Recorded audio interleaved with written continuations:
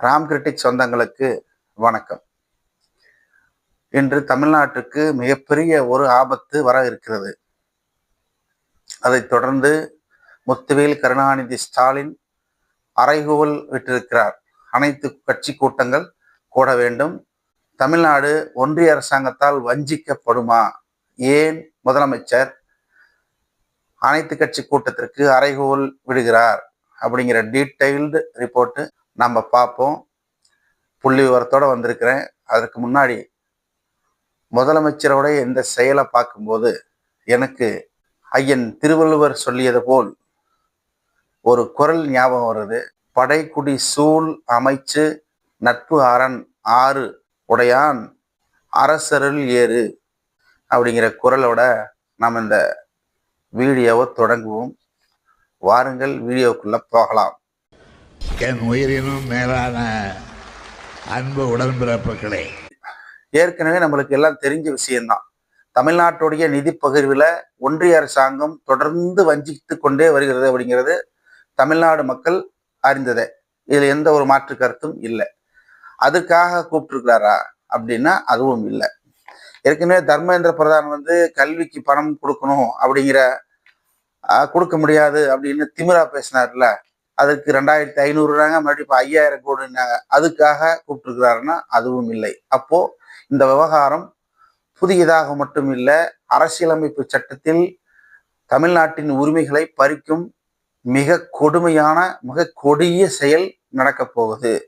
அப்போ இது அனைத்து கட்சிக்கும் தெரியப்படுத்த வேண்டிய கடமை ஆளுங்கட்சிக்கு இருக்குது. அப்படிங்கிறதுனால மாண்புமிகு முதலமைச்சர் முத்துவேல் கருணாநிதி ஸ்டாலின் அனைத்து கட்சி கூட்டம் கூட மார்ச் 5ஆம் தேதி தலைமைச் செயலகத்துக்கு வாருங்கள், கலந்துரையாடலாம்னு கூப்பிட்டுருக்கிறார். அப்ப பிரச்சனை என்ன, எங்க தொடங்குது அப்படிங்கிறத இங்க பார்த்தா, 2026ஆம் ஆண்டு மக்கள் தொகை அடிப்படையில் மக்களவை அமைச்சர்களோட எண்ணிக்கையை கூட்டுவதற்கு மறுசீரமைப்பு செய்வதற்கு ஒன்றிய அரசு முயல்கிறது. அப்படி செஞ்சா என்ன ஆகும்? தமிழ்நாட்டுடைய மக்கள் தொகை குறைந்திருக்கிறதுனால தமிழ்நாட்டுக்கு பேர் இழப்பு ஏற்படும் அப்படின்னு அவர் கொடுத்த அறிக்கையில் இருக்கு. அனைத்து கட்சி கூட்டத்துக்கு ஒரு அறிக்கை கொடுத்தாரு இல்லையா முதலமைச்சர், அந்த அறிக்கையில அவரே சொல்லியிருக்கிறாரு, தமிழ்நாட்டுக்கு மக்களவை சீட்டு குறையும். மக்கள் தொகை அடிப்படையில் மக்களவை தொகுதிகளை அதிகப்படுத்துவதும் குறைப்பதுமான இந்த செயலில் 2 விதமா செயல்பட இருக்கிறாங்க. எந்த விதமாக அவர்கள் காய் நகர்த்தினாலும் இழப்பு தமிழ்நாட்டுக்கு மட்டும்தான், அதில் நாம் இழப்பது அதிகம் அப்படின்னு நம்ம முதலமைச்சர் சொல்லியிருக்கிறார். மொத்தமும் வாசிக்கணும் அப்படின்னா நான் அப்படியே டிஸ்பிளே பண்றேன், அப்படி பாஸ் பண்ணி நீங்க வாசிச்சுக்குவாங்க. மொத்தம் 3 பக்கம், 3 பக்கத்தையும் தெளிவா போடுறேன் பாருங்க.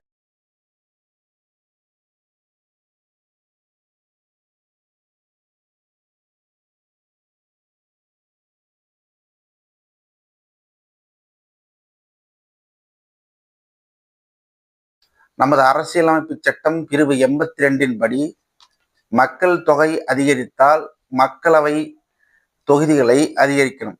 இது விதி. இந்த விதியை மாற்ற முடியாது. ஏன்னா அரசியலமைப்பு சட்டம், நம்ம நாட்டோட சட்டம் அதுதான் சொல்லுது.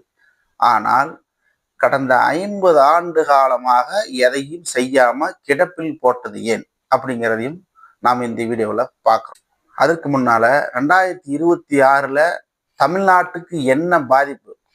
இப்போ 39 சீட்டு நம்மளுக்கு ஆல்ரெடி இருக்கு மக்களவை. இது நம்ம 2024 தான் தேர்தல் முடிஞ்சிச்சு இல்லையா? அப்போ 39 சீட்டு நம்மளுக்கு வருமா வராதா? சீட்டு அதிகரிச்சா தமிழ்நாட்டுக்கு லாபமா, குறைஞ்சா லாபமா? 39 சீட்டு இருக்கிற தமிழ்நாட்டுக்கு ஒன்றிய அரசாங்கம் இந்த மக்களவை சீட்டுகளை ஒதுக்குற திட்டத்துல 2 திட்டம் இருக்குன்னு நான் சொன்னேன்ல. அதுல முதல் திட்டப்படி தமிழ்நாட்டுக்கு கிட்டத்தட்ட 39 சீட்டு அப்படிங்கிறத 8 சீட்டு நாம் இழந்து 31 சீட்டா வரப்போகுது. அப்போ 31 MP தான் தமிழ்நாட்டில் நிற்க முடியும். அதே மாதிரி 2வது முறை ஒன்று கையாள போகுது. அந்த 2வது முறையின்படி பார்த்தா நமக்கு 22 சீட்டு அதிகமாக வரணும். ஆனால் அதுலேயும் குறைச்சி 39 + 22 61 சீட்டு வரணும் இல்லை. ஆனா நமக்கு அதுலயும் குறைச்சு 12 சீட்டு குறைச்சு 49 வருது. அப்போ நம்மளுக்கே 49 வருது அப்படின்னா உத்தரப்பிரதேசம் ராஜஸ்தான் நினைச்சு பாருங்க. அப்ப அவங்களுக்கு அளவுக்கு அதிகமா போகும். நம்ம முதலமைச்சர் என்ன சொல்றாருன்னா, இந்த 2 பிரிவுல எப்படி அவங்க கால்குலேஷன் பண்ணாலும் தமிழ்நாட்டுக்கு மிகப்பெரிய பாதிப்பு தான். அதனால் அனைத்து கட்சியும் கூட வேண்டும். இதன் தொடர்பாக நம்ம பேச வேணும். நீட் விலக்கு, நிதி பகிர்வுல பிரச்சனை, இது எல்லாத்தையும் நம்ம பேச வேண்டும். அதனால தலைமைச் செயலகத்துக்கு வாங்க, மார்ச் 5ஆம் தேதி தலைமைச் செயலகத்துல நம்ம கலந்துரையாடலாம்னு அனைத்து கட்சியையும் கூப்பிட்டுருக்குறாங்க. அனைத்து கட்சியோட கருத்துக்களையும் இன்னைக்கு நம்ம முத்துவேல் கருணாநிதி ஸ்டாலின் அவர்கள் கேட்க தயாரா இருக்கிறார். இந்த விவகாரம் ஏற்கனவே மக்களவை தேர்தல் அப்போ 2024 மக்களவை தேர்தல் அப்பயே பேசப்பட்டுச்சே. அப்ப எதுக்கு பேசணும், என்ன காரணத்துக்கு பேசணும், இத்தனை நாள் ஏன் தள்ளி போச்சு அப்படிங்கிற யோசனையில பார்த்தா, நாடாளுமன்ற புது கட்டடம் அமைச்சாங்க இல்லையா, அப்போ மோடி தன்னுடைய ஸ்பீச் வைக்கிறார் அந்த கட்டடத்துல. என்னன்னா அந்த கட்டடம் எவ்வாறு அமைக்கப்பட்டிருக்கிறது அப்படிங்கிற ஒரு டீட்டெயில்டு ரிப்போர்ட் ஒன்று கொடுக்குறார். அவரோட ஸ்பீச்ல என்ன சொல்றாரு அப்படின்னா, கிட்டத்தட்ட 888 பேர் அமைச்சர்கள் இங்க அமரலாம் மக்களவையில, மாநிலங்களவையில 384 பேர் அமரலாம். கூட்டு கூட்டத்தின் போது, அதாவது மக்களவை மாநிலங்களவை ரெண்டும் சேர்ந்து ஒரே டைம்ல கூட்டம் நடக்கும். அந்த மாதிரி நடக்கும்போது கிட்டத்தட்ட 1224 பேர் அமரலாம். அந்த அளவுக்கு பின்காலத்தில் இந்த அமைச்சர்கள் அதிகமானாலும் கட்டடம் நம்ம மறுபடியும் விரிவுபடுத்த வேண்டிய அவசியம் இல்லை, அதுக்கு தகுந்த மாதிரி தான் நாங்கள் கட்டிருக்கிறோம் அப்படின்னு அவர் பேசின உடனே அன்றைக்கே திமுகவும் இன்னும் பல மாநிலங்களும் இதுக்கு எதிர்ப்பு தெரிவிச்சது இந்த செயலுக்கு. ஏன்னா மக்கள் தொகை கணக்கெடுப்பு நடக்கல அப்படின்ற மாதிரி. 2019 கொரோனா காலகட்டம் அப்படிங்கிறதுனால இந்த மக்கள் தொகை கணக்கெடுப்பு செய்யாமல் விட்டுட்டாங்க. அதனால இந்த செப்டம்பர் 2025 செப்டம்பருக்கு பின்னாடி மக்கள் தொகை கணக்கெடுப்பு எடுக்க போகுது ஒன்றிய அரசாங்கம். இப்போ வந்துச்சு நம்மளுக்கு தலைக்கு வெடி. தமிழ்நாட்டுக்கு நிதி பகிர்வு மட்டும் இல்லை, திட்டங்கள் மட்டும் கிடையாது, தமிழ்நாட்டுக்கு எதுவுமே கிடையாது. அதாவது பிரதமரை உருவாக்குகிற உரிமை தமிழ்நாடு இழக்கிறது அப்படின்னு வச்சுக்கலாம். இந்த அச்சம் கிட்டத்தட்ட 50 ஆண்டு காலமா இருக்கு. ஏன்னா சுமார் 50 ஆண்டு காலமாக மறுசீரமைப்பு செய்யாமே இருக்குது. இந்த மக்களவை உறுப்பினர்களை அதிகப்படுத்துறது மறுசீரமைப்பு செய்யாமே இருக்குது. அதுக்கான காரணம் என்ன அப்படின்னு புள்ளி விவரங்களை அலசும் போது நம்ம உண்மையிலேயே வியப்படைய வைக்குது. 1971 மக்கள் தொகை, இந்தியாவினோட மக்கள் தொகை 56 கோடி. அதன்படி 543 மக்களவை உறுப்பினர்கள் இன்னைக்கு தேதியில அப்படிதான் இருக்கு.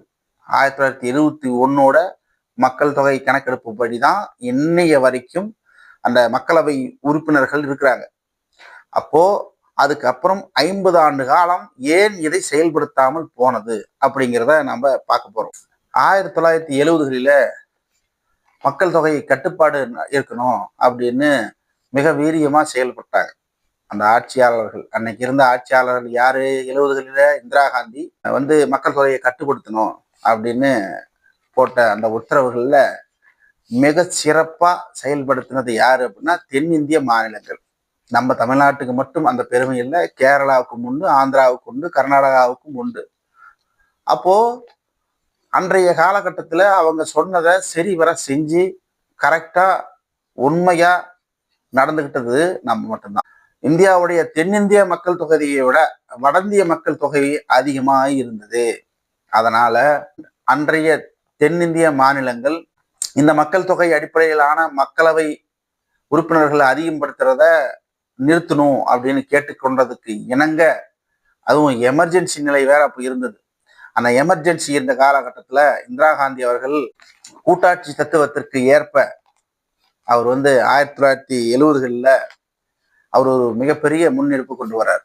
அடுத்த 25 ஆண்டுகளுக்கு மக்களவை உறுப்பினர்கள் மறுசீரமைப்பு நடக்காது அப்படின்னு ஒரு உத்தரவாதத்தோட ஒரு சட்ட மாற்றத்தையும் செய்றார்.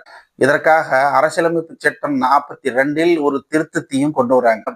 எதற்காக இப்படி செய்யறாங்க அப்படின்னு பார்த்தா, 25 வருஷம் தள்ளி போட்டோம்னா அந்த மக்கள் தொகை தென்னிந்தியாவும் வட இந்தியாவும் ஒரே சீரா ஆகும். இங்க இருக்கிற மக்கள் தொகையை கட்டுப்படுத்தணும். நம்ம எங்க வட இந்திய மக்கள் தொகையை நம்ம கட்டுப்படுத்தலாம், தென்னிந்திய மக்கள் தொகையும் அதை வந்து மறு சீராகும். அப்ப சீராகும் போது மறுபடியும் நம்ம இன்க்ரீஸ் பண்ணும்போது எல்லா மாநிலத்துக்குமான உரிமைகள் காக்கப்படும். ஏன்னா பிரதமரை தேர்ந்தெடுக்கிறோம் அப்படின்னா ஒவ்வொரு மாநிலத்துல எத்தனை எம்பி வருது அப்படிங்கிறது நம்ம உற்று நோக்கிறோம். கிட்டத்தட்ட நம்ம பல தேர்தல் முடிவுகளை நம்ம பார்த்துருக்கிறோம். உத்தரப்பிரதேசம் மட்டும் 80 சீட்டு வச்சுக்கிட்டு அந்த உத்தரப்பிரதேசத்துல இன்னி வரைக்கும் அதிக சீட் இருக்கிறதுனாலேயே உத்தரப்பிரதேசத்துக்கு அதிகப்படியான நிதியை கொடுத்து அந்த மாநிலத்தை தன் வசப்படுத்திக் கொள்வதில் பாஜக ரொம்ப மும்முரமா இருக்கு. அப்போ பிற மாநிலங்கள் மீது தன்னுடைய கான்சென்ட்ரேஷனை பாஜக கொண்டு போறதே இல்லை. ஏன்னா 80 சீட்டு ஒரே மாநிலம், அந்த மாநிலத்தை நம்ம வசம் வச்சுக்கிட்டா அடுத்தடுத்த ஆட்சி நாம வரலாம் அப்படிங்கிற கெட்ட நோக்கோட பாஜக செயல்படுது. நம்மளுக்கு தெரியும். நம்மளுக்குன்னு சொல்றது தென்னிந்தியாவுக்கு இது தெரிஞ்ச விஷயம்தான், இந்தியாவுக்கு இது தெரிஞ்ச விஷயம்தான்.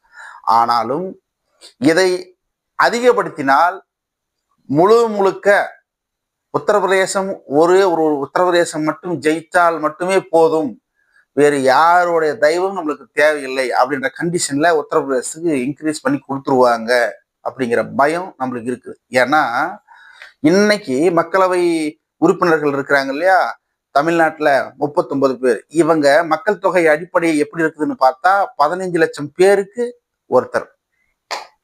ஆனா உத்தரப்பிரதேசத்துல 25 லட்சம் பேருக்கு ஒருத்தர் இருக்கிறார். அப்படி இருக்கும்போதே அங்க 80 சீட்டு, தமிழ்நாட்டுல 39 தான். அப்போ தமிழ்நாடு விகிதத்தில் நீ உத்தரப்பிரதேசம் ஏத்தினா கூட அது கிட்டத்தட்ட 10 சீட்டுக்கு மேல உயர்ந்துடும். இது வந்து ஒரு கிராஜுவலான ஒரு நார்மல் கால்குலேஷன். ஆனா இன்றைய மக்கள் தொகை சரியா கணக்கெடுத்து 10 லட்சம் பேருக்கு ஒருத்தர்னு போட்டோம் அப்படின்னா நம்மளுக்கு உண்மையிலேயே மிகப்பெரிய ஆபத்து. இந்திரா காந்தி அம்மையார் முழுக்க 1976ல இந்த மறுசீரமைப்பை சுத்தமா கைவிட்டுறாங்க. அப்போ 2001ல மீண்டும் தொடங்கிக்கலாம் அப்படிங்கிற ஒரு எண்ணத்துல அவங்க அதை சுத்தமா விட்டுறாங்க. 2001ல யார் ஆட்சி? பிஜேபியோட ஆட்சி, வாஜ்பாயோடைய ஆட்சி. யாரோட தயவால் ஆட்சி அமைச்சார் பாஜக அன்னைக்கு? வாஜ்பாய், நம்ம கருணாநிதி அவர்களுடைய தயவால் தான் ஆட்சி அமைச்சார். பல டிபேட்டுகள்ல நம்ம திமுகவுடைய செய்தி தொடர்பாளர்கள் பதிவு செஞ்சிருக்கிறாங்க, வாஜ்பாயோட கூட்டணியாக இருந்த திமுக பல ஒப்பந்தங்களில் கையெழுத்திட்ட வேண்டி தான் நாங்க வந்து கூட்டணிக்கு ஒத்துக்கிட்டோம் அப்படின்னு. அந்த ஒரு கூட்டணி, அந்த ஒரு ஒப்பந்தத்தில் இதுவும் உண்டு. 2001ல் நீங்கள் மக்களவை மறுசீரமைப்பு செய்யக்கூடாது அப்படிங்கிற நிபந்தனையோடு தான் இவங்க கூட்டணியே வைக்கிறாங்க. எவ்வளவு பெரிய ராஜதந்திரத்தை செஞ்சுட்டு இதையெல்லாம் நான் தான் செஞ்சேன்னு ஒருவர் கூட சொல்லாம போயிட்டாரு பார்த்தீங்களா கலைஞர் அவர்கள். அவருடைய மாண்பு அப்படித்தான், அவர் செய்வதை என்றும் சொல்வதே கிடையாது. அதனாலதான் நிறைய விஷயங்கள் கலைஞரை பத்தி தேடும்போதுதான் நம்மளுக்கு கிடைக்குது. நான் தேடும்போதுதான் அன்றைக்கு வந்து மத்தியில் கூட்டாட்சி அமைத்தது நாம தான், அன்னைக்கு நாம தான் பாஜகவை சப்போர்ட் பண்ணியிருக்கிறோம். அப்ப பாஜக என்னென்ன ஒப்பந்தம் போட்டாங்க அப்படிங்கிற தரவுகளை எடுத்து பார்க்கும்போதுதான் இது நம்மளுக்கு வெளிச்சத்துக்கு வருது. கருணாநிதி அவர்கள் உண்மையிலேயே தமிழ்நாட்டுக்கு ஒரு மிகப்பெரிய நன்மையை செஞ்சிருக்கிறார். 2001லையும் சரியா சொல்ல போனா வாஜ்பாய் கவர்மெண்ட்டை நெரிச்சு முடியாது, ஏற்றக்கூடாது அப்படின்ற ஒரு நிபந்தனையோட அன்னைக்கு அவரு கிட்டத்தட்ட 25 வருஷம் தூக்கி மறுபடியும் தள்ளி போடுறேன்னு 2001ல் அன்னைக்கு வந்து மக்கள் தொகை வந்து 102 கோடி, 71ல 56 கோடி சொல்லியிருந்தோமா, 2001 எவ்வளோ 102 கோடி.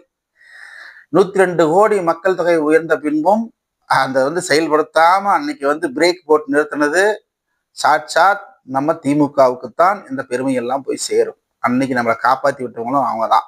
அதுக்கப்புறம் தொடர்ந்து சென்சஸ் கணக்கு எடுக்கிறாங்க, பெரிய அதிகப்படியான வித்தியாசமாகவே தான் வருது. தென்னிந்தியா எப்பயும் போல அது கட்டுப்பாட்டிலேயே தான் இருக்குது மக்கள் தொகை. வட இந்தியா கட்டுப்பாட்டை இழந்து அப்படியே ரொம்ப அதிகமா போகுது. இதுக்கெல்லாம் காரணம் கல்விதான் அப்படிங்கிறது அந்த முட்டாள்கள் எவனுக்குமே தெரியல. யாருக்கு? ஆட்சி அதிகாரத்தில் இருக்கிற முட்டாள்கள் ஒருவனுக்கு கூட இந்த வந்து மக்கள் தொகையை கட்டுப்படுத்தணும் அப்படின்னா உண்மையிலேயே வந்து அடிப்படை அறிவு வேணும், அவனுக்கு அடிப்படை கல்வி வேணும், இருந்தாதான் இது கம்மியாகும் அப்படிங்கிற விஷயம் அவனுக்கு சுத்தமா தெரியவே இல்லை. உத்தரப்பிரதேசம் எல்லாம் பாத்தீங்கன்னா 2024, 25 இந்த இன்னைக்கு தேதி கட்ட காலத்துக்கு 165% வந்து உயர்ந்திருக்குது ராஜஸ்தான், 145% உயர்ந்திருக்குது உத்தரப்பிரதேசம், பீகார் 134% உயர்ந்திருக்குது. ஆனா தமிழ்நாடும் கேரளாவும், தமிழ்நாடு தலா 75, கேரளா 63% உயர்ந்திருக்குது. 100%க்கு மேல போயிட்டாங்க அவங்கெல்லாம். அப்போ மக்கள் தொகை 1க்கு 4 மடங்கு 5 மடங்கு அங்க உயர்ந்துருச்சு. இங்க ஒரே கிராஜுவல் இன்க்ரீஸ் தான், இங்க அதிகமே ஆகல அப்படின்னு தான் சொல்லணும். ராஜஸ்தானுக்கும் பீகாருக்கும் உத்தரப்பிரதேசத்துக்கும் அதிகப்படியான மக்களவை உறுப்பினர்களை நம்ம கொடுத்தோம் அப்படின்னா பாதிப்பு யாருக்கு? கண்டிப்பா தமிழ்நாட்டுக்கு தான். இன்னைக்கு உத்தரப்பிரதேசம் வெறும் 80 சீட்டு வச்சுக்கிட்டு பாஜக உத்தரப்பிரதேசத்தை அப்படியே தன் கோட்டையா வச்சுக்கணும் அப்படின்ற ஒரு ஆசையில எல்லாம் விளையாடுது. தேர்தல் ஆணையத்தை கைக்குள்ள போட்டுக்கிட்டு பாஜக செய்யற சேட்டைகள் ரொம்ப அதிகம். மாநிலங்களுடைய உரிமையை பாதுகாக்கணுன்ற வகையில அது மறுபடியும் 25 வருஷத்துக்கு தள்ளி போட்டார். உண்மையிலேயே அன்னைக்கு வந்து ஒரு ஜனநாயகம் இருந்தது, அது பரிசீலனை செஞ்சது உண்மையிலேயே ஏற்றுக்கொள்ள வேண்டியதா இருந்தது. ஆனா இன்னைக்கு இருக்கிற திருட்டு கும்பல், பாஜக திருட்டு கும்பல் இதை செய்யுமா? அவங்க ரெடியா இருக்கிறாங்க. 2026 வந்தா வட மாநிலங்கள் எல்லாம், அதாவது பாஜக ஆளுகிற மாநிலத்தில் எல்லாம் அதிகப்படியான எண்ணிக்கைகளையும், தென் மாநிலம் எல்லாம் குறைந்த எண்ணிக்கையில் நம்மளெல்லாம் குறைச்சி நம்மளுக்கு அந்த தகுதியை இழந்து இருக்கிற மாதிரி பண்ணலான்ற ஒரு எண்ணத்தில் இருக்கிறாங்க. இது என்ன மாதிரியான விளைவுகளை கொடுக்கணும்னா, மணிப்பூர்ல ஒரே ஒரு சீட்டு தான், ஒண்ணுதான் கொடுத்துருக்காங்க மணிப்பூருக்கு, அந்த ஸ்டேட்டுக்கே ஒண்ணுதான். அப்போ மணிப்பூர் அங்க கலவரமானப்போ பாஜக அதை பெருசா எடுத்துக்கல. காரணம், அந்த ஒரு சீட்டு நம்மள நாடை ஆள வைக்க போவதில்லை. அதனால நாம் வந்து மணிப்பூர் எல்லாம் எவன் செத்தா என்ன, யார் அம்மனமா இருந்தானா நம்மளுக்கு என்ன போகுதுன்னு எப்படி அலட்சியமா விட்டதோ அதே நிலைமை நாளை தமிழ்நாட்டுக்கும் வரும். இங்க பாஜகவுக்கு யார் யாரெல்லாம் கூஜா தூக்குறாங்களோ அந்த கூஜா தூக்குறவங்க எல்லாம் தமிழ்நாட்டுடைய மக்களுக்கு துரோகம் செய்பவர்கள் அப்படிங்கிறத நம்ம தமிழ்நாட்டு மக்கள் என்னைக்கும் மறக்க கூடாது. இன்னைக்கு வந்து அனைத்து கட்சி கூட்டத்தை கூட்டியிருக்கிறார். நியூ எஜுகேஷன் பாலிசி தமிழ்நாட்டுக்குள்ள வராது, அதுக்கு நான் உத்தரவாதம் கொடுக்குறேன், நான் விடமாட்டேன் அப்படின்னு இன்னைக்கு முத்துவேல் கருணாநிதி ஸ்டாலின் அவர்கள் ஒரே ஒரு முழக்கமிடுறார். 40 சீட்டு இங்கிருந்து போய் அங்க சரியா எந்த ஒரு திட்டங்களையும், எந்த ஒரு நாசக்கார திட்டங்களையும் செயல்படுத்த விடாம மக்களவைய பார்த்துக்கிறாங்க அந்த 40 பேரும். ஆனா அத குழி தோண்டி புதைக்கிற செயல்ல பாஜக இன்னைக்கு ஈடுபட்டிருக்கு. நடக்குமா? என்ன நடக்க போகுது அப்படிங்கிறது யாராலையும் கணிக்க முடியாது. அப்போ அந்த சூழல்ல தான் தமிழ்நாட்டுடைய நலனுக்காக எல்லா கட்சியும் ஒன்றிணையணும், அனைத்து கட்சியும் கூடி இதை வந்து நம்ம சரிவர நடத்தணும், இதை வந்து நம்ம ஒன்றிய அரசாங்கத்தை எதிர்க்கணும் அப்படின்னு நம்ம சொல்ல வரோம். அதுதான் முத்துவேல் கருணாநிதி ஸ்டாலின் அவர்கள் அனைத்து கட்சி கூட்டத்தை கூட்டுறார். ஆனா இதையும் விமர்சிப்பான் இந்த தற்குறி ஆட்டுக்குட்டி அண்ணாமலை என்கிற தெருப்பொறுக்கி நாய். அவன் என்ன விமர்சிக்கிறான்றதையும் பார்ப்போம், அதுக்கு அவனை வச்சியும் செய்வோம். தொடர்ந்து சப்ஸ்கிரைப் பண்ணிட்டு என் வீடியோவை பாருங்க. அடுத்த ஒரு நல்ல பதிவுடன் உங்களை சந்திக்கிறேன். நன்றி, வணக்கம்.